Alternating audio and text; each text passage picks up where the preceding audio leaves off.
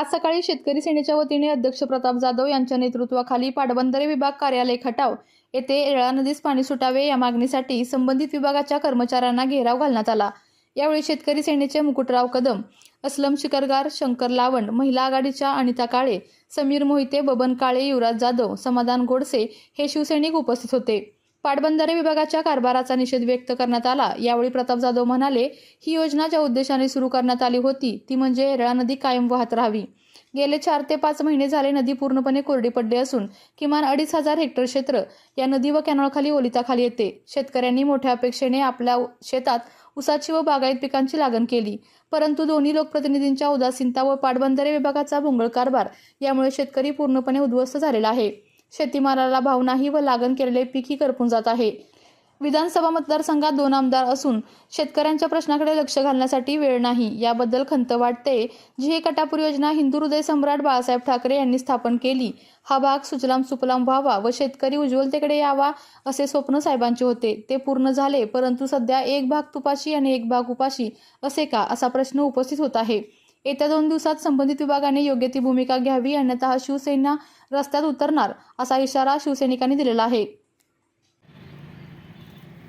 आज शिवसेनेच्या वतीनं येळा नदी व नेर कॅनलला पाणी मिळावं यासाठी संबंधित विभागाच्या अधिकाऱ्यांना आम्ही निवेदन द्यायसाठी आलो। या भागातील 2 लोकप्रतिनिधी आदरणीय शशिकांत शिंदे साहेब आज प्रदेशाध्यक्ष आहेत आणि कृष्णा खोरे विकास महामंडळाचे अध्यक्ष आदरणीय महेशजी शिंदे आहेत। तरीसुद्धा या भागाला जे हे कटापूरच्या पाण्यापासून वंचित राहावं लागते।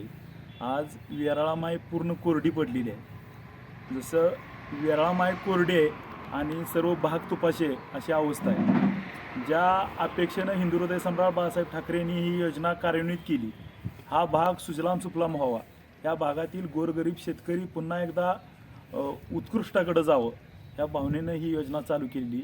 ही योजना आज कार्यान्वित झाली आहे। या भागात पूर्ण पाणी झालं आहे, तरीसुद्धा ज्या वेराळामाईला कायम पाण्याचा खळखळ राहावा अशी अपेक्षा शेतकऱ्यांची होती, ती पूर्ण बरवणीला झालेली आहे। हजारो हेक्टर क्षेत्र आज ओलिताखाली येणार होतं। आज एवढा मोठा ऊसाचा पट्टा आहे, हा पूर्ण ऊस आज करपू लागलेला आहे। ही सर्व विषय या दोन्ही लोकप्रतिनिधींनी गांभीर्याने घ्यावं।